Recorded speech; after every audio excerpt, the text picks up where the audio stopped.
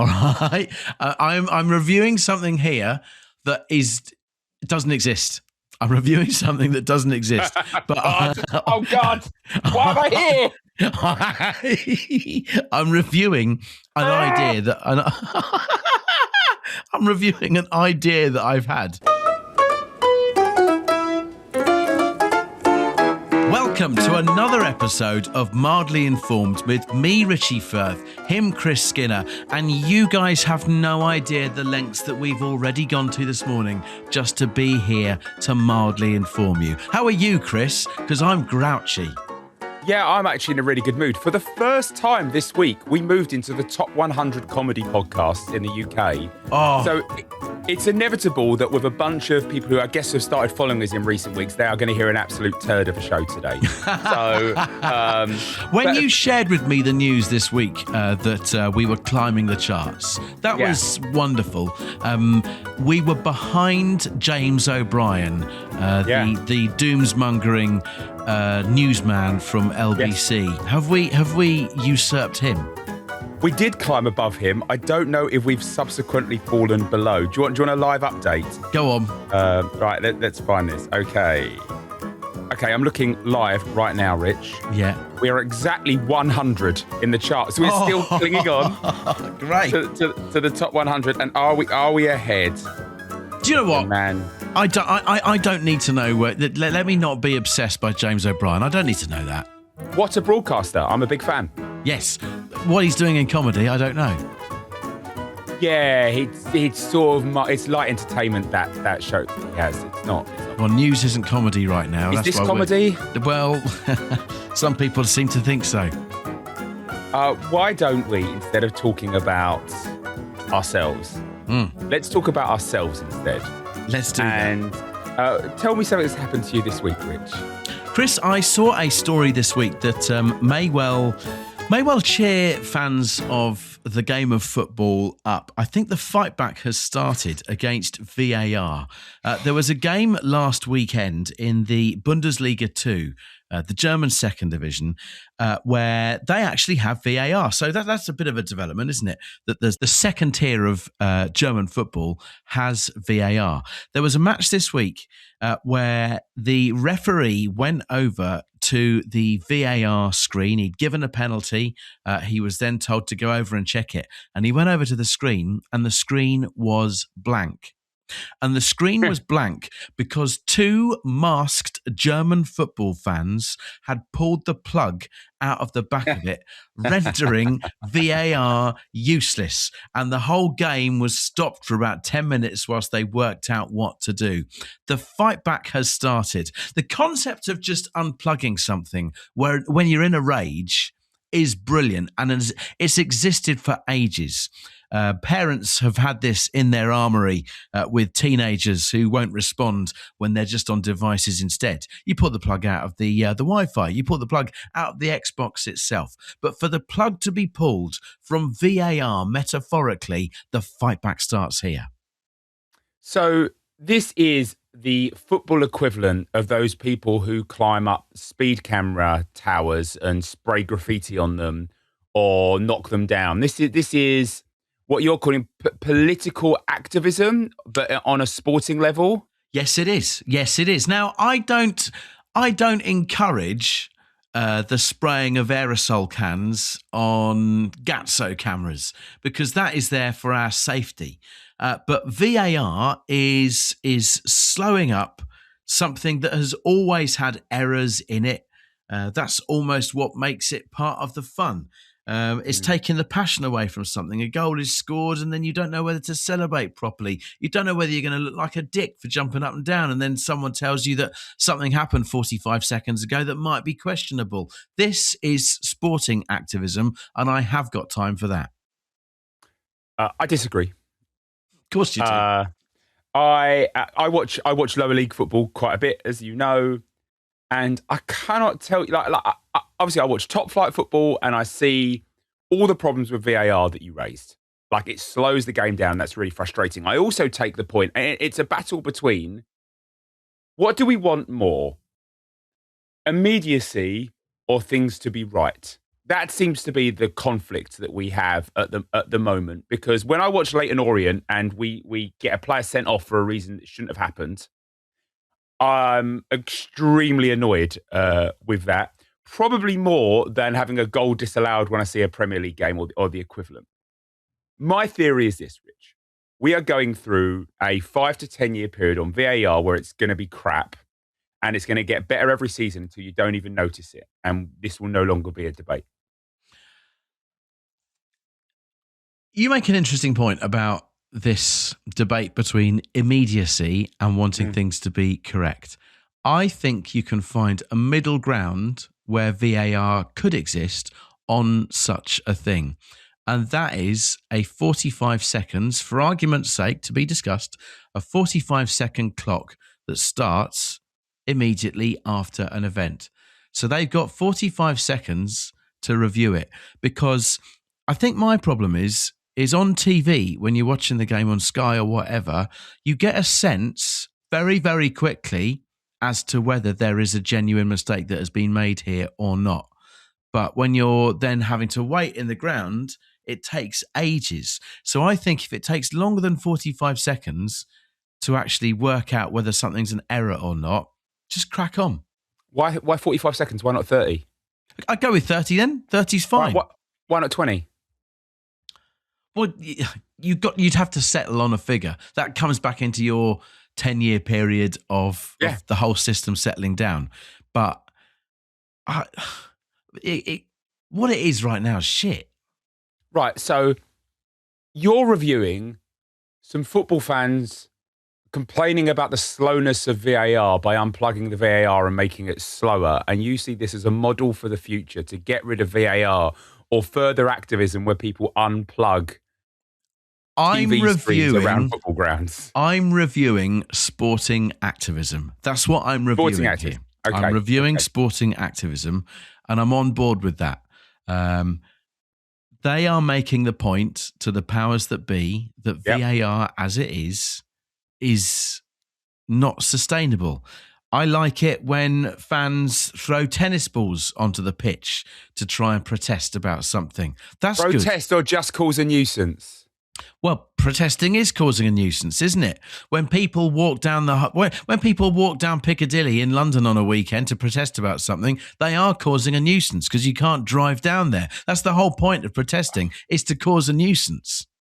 This just doesn't add up to the way that you see the world on the whole. You're generally really against public disturbance and the likes. Like, you don't like activism on the whole. You like this activism because it aligns with your worldview. That's the only way that you're backing this. Because I absolutely can see a parallel world where if you were into this, you'd be like, bloody disgraceful. I cannot believe they keep unplugging screens. They should be banned. That is making me sound a very narrow-minded man. No, you just like order.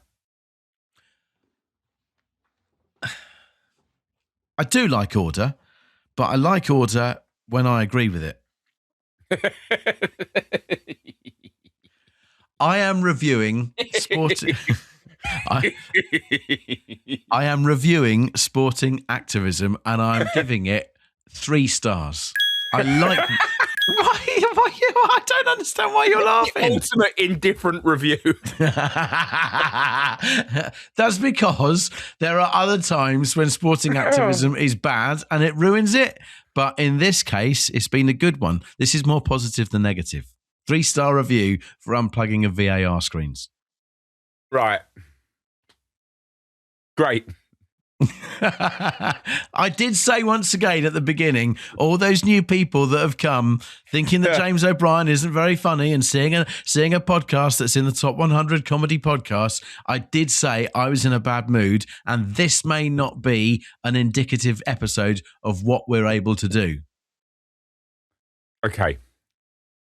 Shall we move on? Chris, what's on your mind?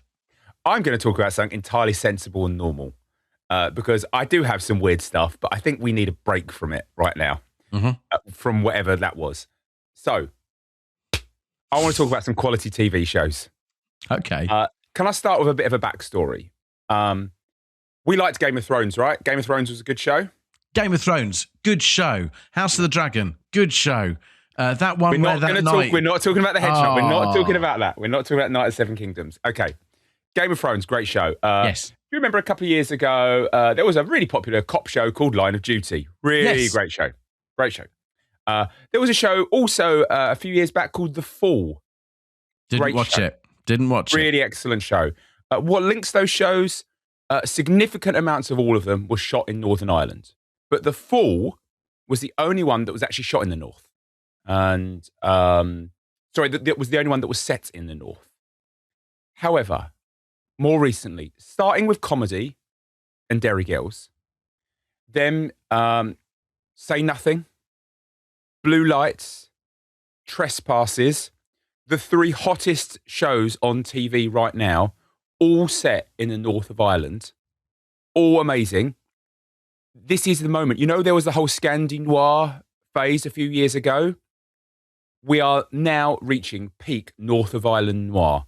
And I want to doff my cap and celebrate the amazing TV coming out of there. So it kind of started with shows where the productions moved there. So my theory is that they built the skill set, they built the studios, they built the resource. And then I guess they started setting the stories there because, you know, it's always an interesting story, things that go on in the North, both in a contemporary and a historical sense. And we are seeing the greatest shows on TV, UK, Europe, US, all coming from there at the moment. And I think that is amazing for such a small part of the world.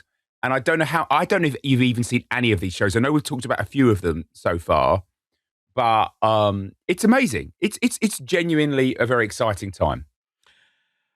I think you can look back and see that the start of all of this was when we were children, and Why Don't You was coming from Belfast, and you had the Belfast Why Don't You kids. And that is the first time that I was aware of how great Northern Ireland was for television production. I cannot believe your cultural reference point here is a little watched kids TV show from 35 years ago. Little watched? That's a ridiculous thing to say. Why Don't You was formative for our generation. It was on during the Easter holidays, your half terms, that kind of stuff. And it was a show where kids would give kids the idea of doing something rather than watching television instead. It was actually produced television giving people the idea of turning off the television and things that they could go and do that was better instead. It was great TV. And I think it also really, just like Say Nothing, really touched on the significant lingering impact of the Troubles in the 1970s and how to this day it's affected families in a beautiful, emotional and at times witty but often harrowing way. What? Why Don't You? Well, yeah, well, that's what you're saying, isn't it? Because I'm talking about North of Ireland noir. Yes. And you're talking about some 8-year-old kids from Belfast saying, "Go play in the park." Hey, those parks weren't safe back in the time. There was all sorts going on. Yes, that's probably true. I mean, I love the idea of a mashup where there is like a new season where just you can see in the background, there's all this chaos going on in the foreground. In the background, you can see a camera crew shooting Why Don't You along some riverbank. I am consciously trying to bring in some political strands to our comedy podcast because of how James O'Brien is doing compared to us in the top 100 comedy podcasts. Right. Okay. I think you've got to let this drop. I know you're at Bauer and he's at Global. You've got to let this beef drop. I'm just going to do a quick Google search. What famous people... Hold on. Typing badly. Were on, still typing badly, Why Don't You? And I bet you're going to retract a lot of your statements. Okay, here we go. Several well-known British broadcasters and media personalities started their career on Why Don't You?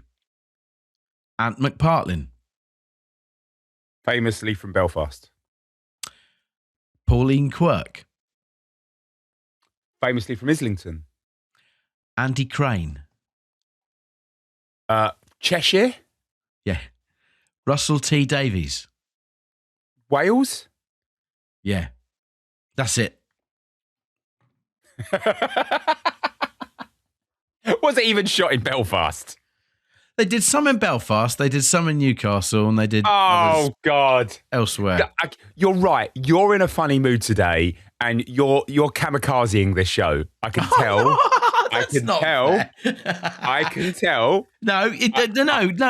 Listen. Yes. To say that I'm kamikazing this show would suggest that I am leaning over, grabbing your joystick, and trying to crash this thing, and that's not fair. I am going to give North of Ireland Noir a 5-star review. All those shows I mentioned, The Fool, Say No More, Blue Lights, Trespasses. I know it's not noir, but Derry Girls. Watch them all.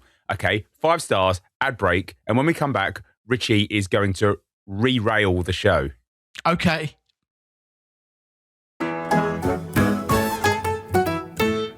Welcome back. Rich, I'd love to hear more from you. I've come up with a great idea. Right? Treadmills for dogs. Oh, for fuck's sake. All right. I'm reviewing something here that doesn't exist. I'm reviewing something that doesn't exist. But oh God. Why am I here? I'm reviewing an idea that I'm reviewing an idea that I've had. Don't 5 stars, move on. Well, no. I will give my star review at the end of it because it's not 5 stars. All right. I need you to listen. You need to listen. Why are you laughing? Why are you You're here. You've just come on and said, I've had an average idea and I'm going to tell you about it. That reflects well on me. Because that shows I'm self-aware. As you know, just before Christmas, I got a puppy, and I love him, and I don't regret the decision. But there are some days when it is harder, time-wise and weather-wise, to go out and walk said dog. But as a responsible dog owner, I do it. I push on through because I don't want my dog to suffer because I'm feeling cold or lazy or I'm busy. A dog treadmill would be a fantastic idea because the dog would still be able to get its fitness, and it would be able to get that stimulation that comes from going for a walk. Now, walking the dog isn't just about the dog walking. It's about the dog sniffing and getting stimulation and feeling good and rewarded from it. So this isn't just a treadmill that looks like a treadmill that you and I would see in the gym. Around it, it's got sort of like smell and sniff kind of things so that the dog can still get sensations whilst the stuff is whilst the terrain is moving underneath it. At the front of it is a monitor which shows on the monitor things that dogs would like to see. Now, did you know that dogs are colorblind? No, but I know humans used to be, so that makes sense. All animals used to. I think we're the only ones that really properly perceive color in the way we do, but carry on. Where did you learn that? I just read stuff. So on the screen, the only colours that dogs can see are yellow and blue. So I would have yellow and blue images on the screen, things for them to sniff as they're going, and then every now and then you will be able to walk them on the treadmill for 20 minutes whilst you're still being proactive. What do you reckon? Well, I'm trying to think of what football team a dog would support if it only could see those two colours. Yellow and blue, Wimbledon. Yeah, that's right. All dogs are Wimbledon fans. Or Boca Juniors in Argentina. Or Sweden, national side. Yes. I hear where you're coming from, Rich, and I think the idea of dogs, where you occasionally don't have time to walk them, I think that's really... Let's be serious for a second. Because I was being serious. This is a good idea. One of the saddest stories that I see, or one of the saddest things that I see, is when a dog needs to be rehomed because an old person can't walk that dog as much as Yep. they once were able to. But that dog is their companion. That dog could be stopping them from loneliness. So if old people were able to have dog treadmills, that would keep the dog in that. Everyone's happy. There's so many ways that this is a good idea. I agree, which is why a very simple Google will see them available in many stores, starting at £300 and rising depending on the specification, for dog treadmills. And You are kidding. That took me all of 4 seconds to discover. You're kidding me. Nope. I'm looking at one here on Amazon. Dog treadmill for large and medium dogs, adjustable ramp, canine running, slap mill machine with pedometer for exercise and healthy pet life. It comes complete with videos. It's dog powered, I think, because an automatically powered one would be a bad idea. It can go up and down. It's got why you would want to do it, and it refers to 4 reasons why you might want to have it. They refer weatherproof, as you've pointed out, releasing energy for the dog, preventing overweight, and maintaining fitness. I never bothered to look that up because I didn't think you didn't.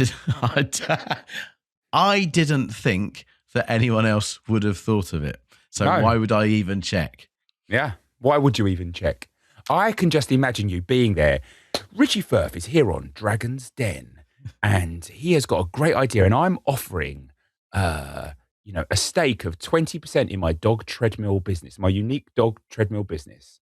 And they're all lining up the dragons. And like Peter, what's his face? He's like, I'll give you 100 grand. And Duncan's like, I want to give you 200 grand. And Deborah's like, I want to give you 300 grand. And then Diary of a CEO looks at his phone and says, I'm just going to invest in the company that's already making money over there. Now get off my show. I'd be one of those people on Dragon's Den that doesn't even make, sometimes they show people that they get about 10 seconds of airtime. Yeah. Someone goes, Johnny Jobshit came in and was after such and such, but the dragons weren't impressed. And someone goes, no, I'm out. And then you move on and you never see of Johnny ever again. Sadly, in that case, that would be me today. Yeah, well, Johnny Jobshit, what are you reviewing? I'm reviewing dog treadmills, and I'm actually going to change the review starring system that I was going to give them, because I was going to give them a 4-star review because it's missing out on the 1 star because it is good to actually walk your dog. But being that they exist already, I'm going to give them a 5-star review because it proves that they're a great idea.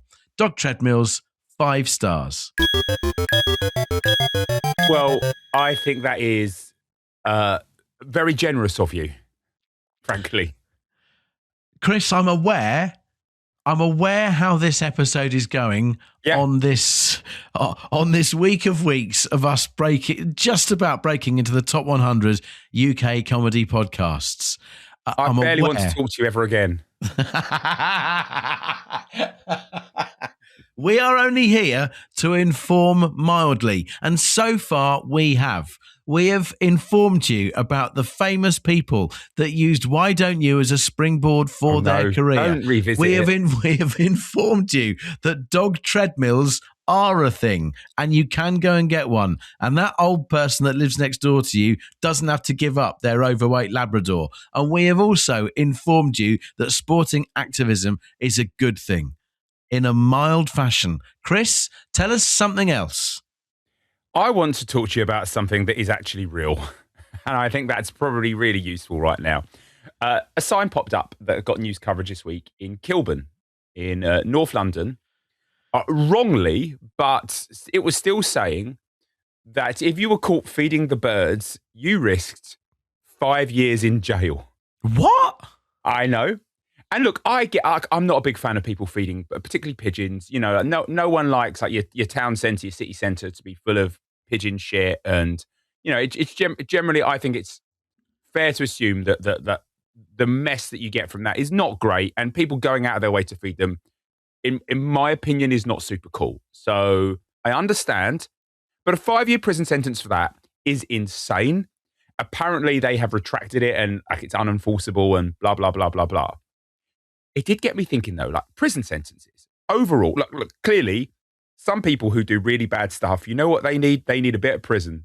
They need to get out of everyone's face, spend some time with some other criminals on their own, thinking about what they did, not interacting with society. What are you in here in for? I was feeding the Kilburn pigeons. Can you imagine? Can you imagine? Oh yeah, I got 3 years for breaking and entering. I got 5 for feeding a pigeon.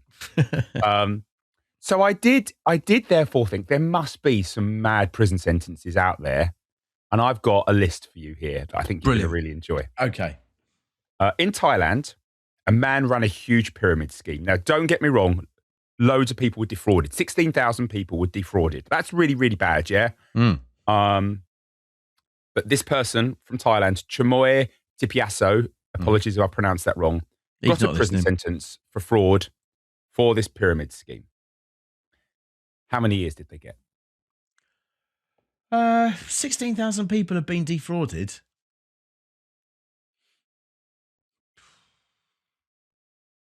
15 years? 141,078 years. Wow. They added the sentence for every person on top and made it a cumulative sentence. I'm on board. I'm on board with that. Well done. Well done. The Thai judiciary system. They served 8 years. Oh. Here is one. Movie piracy. Look, as people who work, roughly in the arts industry here, piracy, I'm very aware of is not a great thing. Creators lose jobs as often as a result of piracy. And so Joe Francis Hernandez in the USA was sentenced in 2011 for piracy. Major uploader of films that he shouldn't have been uploading onto the internet that were being streamed for free. How many years did Joe get? Goodness. How many movies had he been found guilty of uploading? Thousands. Okay. 15 years.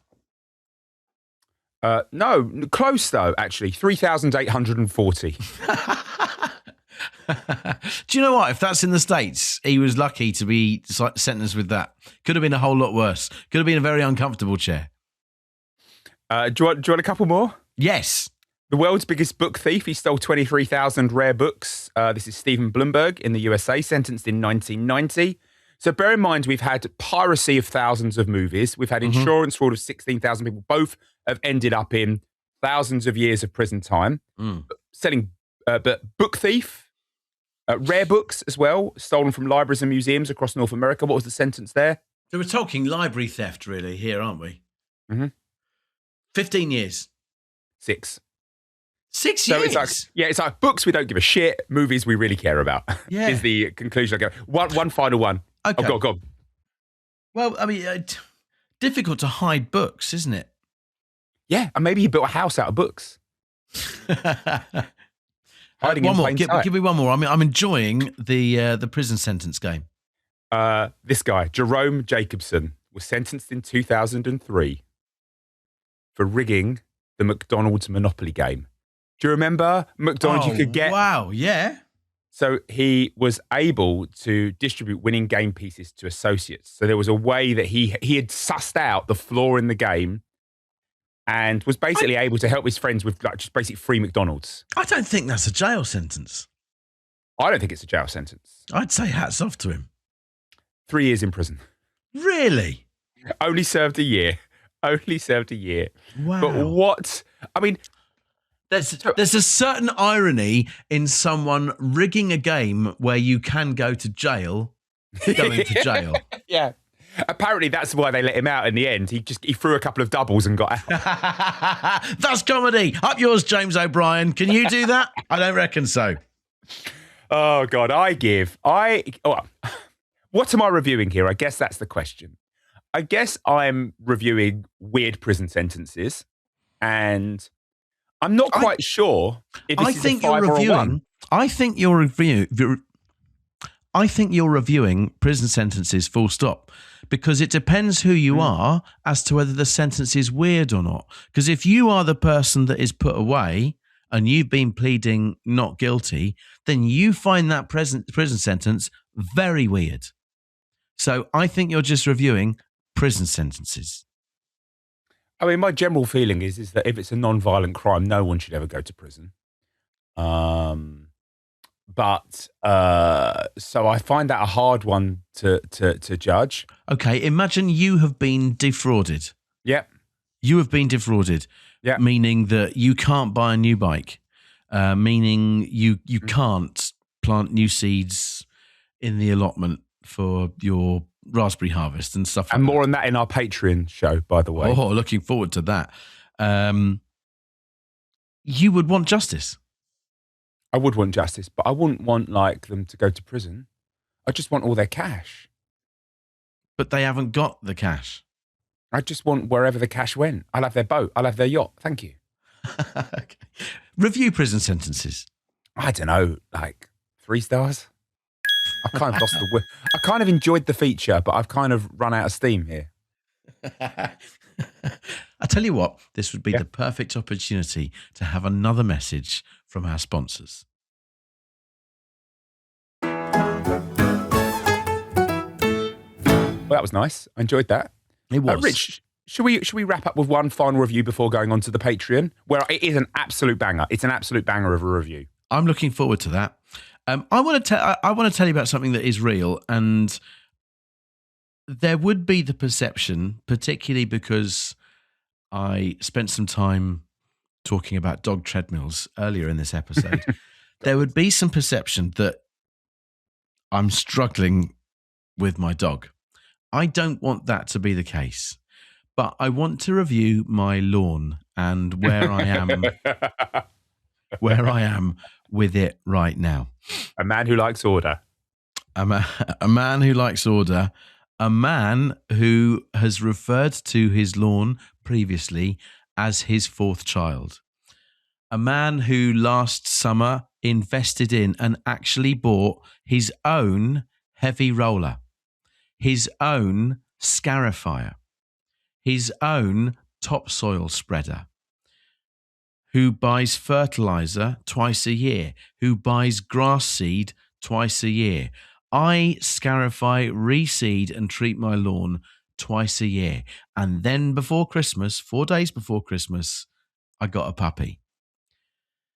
It's now the middle of March, and this morning I was walking said dog, and as I arrived home, there was a gentleman over the road who was mowing his lawn, and I thought to myself, oh, I'm jealous, because he'd mowed his front lawn and it looked incredible. Now, I don't have a front lawn to mow. I've got a back lawn that I love, and previously it looked mint. But after just 3 months of having a golden retriever puppy, it has holes in it everywhere that he has excavated. It has singed bits that he has pissed upon. Male dog piss especially, yeah. Male dog piss especially is horrific.